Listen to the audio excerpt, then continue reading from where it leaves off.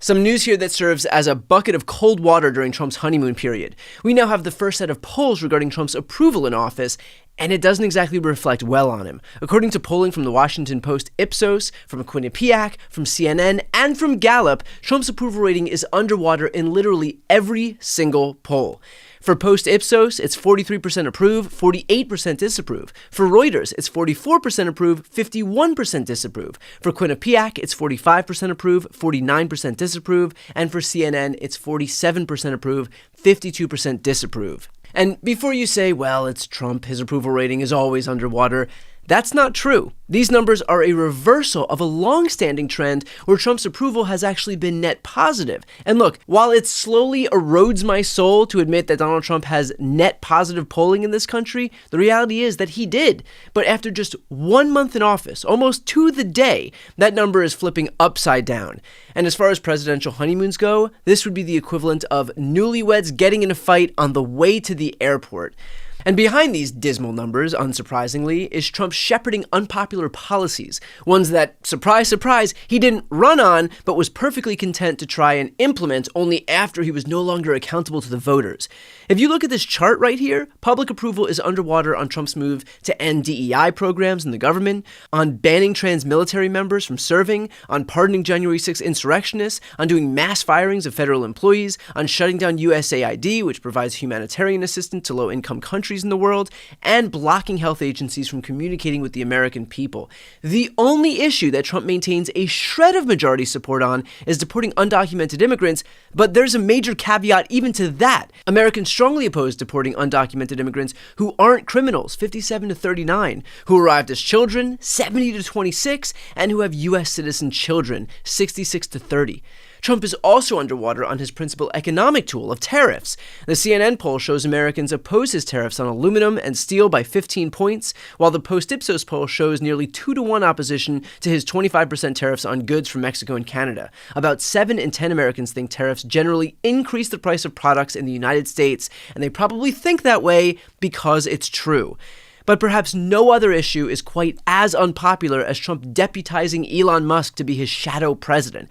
According to the Washington Post, Musk having a prominent role in the administration is viewed as a bad thing, 54 to 28 by a nearly 2-to-1 ratio. The Post-Ipsos poll showed Americans disapproved by a similarly wide margin, 52 to 26, of Musk shutting down federal government programs that he decides are unnecessary. And Americans said 63 to 34 that they are concerned about Musk's team getting access to their data, which is the subject of high-profile legal fights. Even 30% of Republican-leaning voters said that they are at least somewhat concerned about Musk getting their data.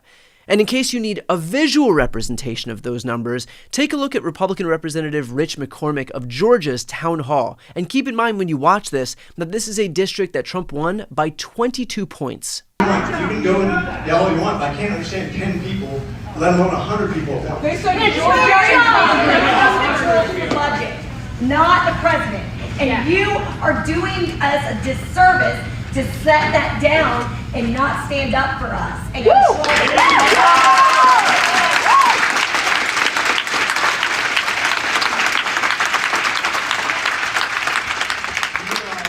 lot of this stuff will be litigated. I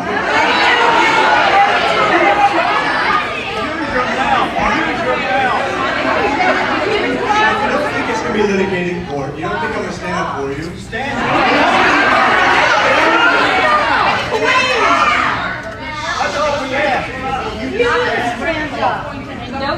So if we're going to have a town hall, and I'm going to come and stand in front of you and take your questions and try to answer them as honestly as I can, then let's do that, okay? But if you're going to just yell at me, that's not going to be an effective town hall. Again, these are overwhelmingly Republican constituents who are rightfully angry at Republican members of Congress, like this one in that very room, who contracted all of their autonomy over to Trump because they're too chicken shit to take a stand on literally anything. So they just sit idly by while Elon Musk takes an axe to all of these programs, knowing full well that if the shoe was on the other foot and a Democratic billionaire had access to your Social Security data or your banking data or your IRS data, these Republicans, like Representative McCormick in that room, would be losing their minds. And yet, of course these people are angry and upset. You don't have to be a Democrat to recognize why allowing an unelected hyper-partisan billionaire carte blanche into every corner of our government, our private information, our social security data, isn't a super popular move. And by the way, if you are so blinded by partisanship that you don't think this is a problem, consider this moment from my interview with Congressman Daniel Goldman. Congressman, I know this is kind of like a futile exercise, but if the roles were reversed and we had some Democratic billionaire with unfettered access to all of the systems in government, to social security numbers, to banking information, to the Treasury, to any American's private data, excuse the language, but Republicans would be losing their fucking minds. And so how does that asymmetry play out where you have none of these Republicans who seem to mind that all of these systems that even harbor their own information, secure their own information, are so neutralized by virtue of what we're seeing right now, and yet nobody on the right is speaking out. Nobody seems to mind an inch when just a few years ago, during the 2016 election cycle, we saw that Hillary using a private email server was apparently such a big issue that it's all they could talk about, front page news every single day for months and months and months. Security, national security was such an important issue. Security and private email servers were such an important issue. And yet now, when a bunch of high school grads and 20-somethings have access to all of this information, there is not a peep from anybody in the House Republican Conference or the House Senate Conference. I've learned long ago that hypocrisy is the rule, not an exception with the Republicans. And you can imagine George Soros being in the position of Elon Musk, and Republicans' heads would explode. I think back more recently than 2016. I think back to last cycle, and you had an obsession from the House Republicans about President Biden's so-called conflicts of interest by earning money from foreign governments, which was completely debunked. They did not prove an inch. He got no money. Nothing was traced back to him. He had no relationships, no business dealings with anyone over there. Now you have Donald Trump meeting in the Oval Office with the leaders of two different professional golf leagues, one of which he's invested in to try to reach an agreement so that it can benefit his business.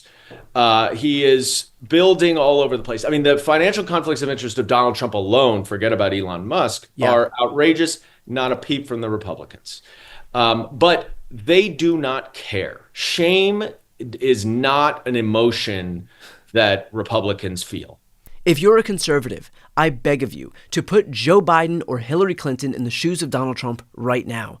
Using the government as his personal slush fund is already disqualifying enough unto itself, notwithstanding the fact that he is doing so at the expense of people who rely on our government, who rely on Social Security, who rely on Medicaid, who rely on food stamps and education funding. If you can look at Elon Musk and Donald Trump, who are doing everything they can to consolidate more power, more wealth, more influence, and not recognize the fact that they have enough, then you are exactly as bought in on the propaganda as the right wants you to be. And judging based on these polls, you're also in the minority of this country, wherein even Republicans recognize that Trump and Elon have lost the plot. So look, I want to be clear about these bad poll numbers. They are not some death knell for Donald Trump, as much as I would like to say that they are. But they are the beginnings of a chink in the armor for the GOP, and they're coming sooner than any other president in modern American history. And while Trump may enjoy the bully pulpit, and while Trump may enjoy the legislative branch contracting every ounce of their autonomy over to him, and while Trump may enjoy Elon's unlimited funds, what he needs more than anything is popular support. And once he loses that, nothing else matters. We're not there yet, but the trends don't lie, and they don't bode well for Trump or his party.